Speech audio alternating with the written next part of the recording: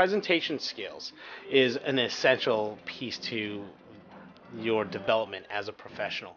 And it's one of these skills that most of us get very little feedback. Our goal in this session is to really allow you to communicate with confidence and impact.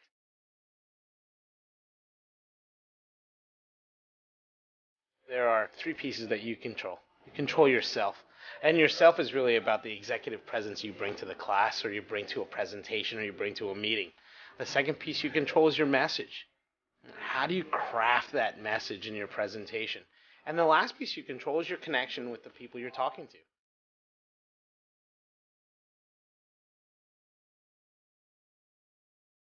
It's a unique opportunity for you to get some feedback on how you're presenting. Something better than you did fine, you did great. You really want to get a sense for what is it that you're doing that's allowing you to be a great presenter, and what is it that's getting in your way. And then to strengthen the tools you need in order to make you effective as a presenter.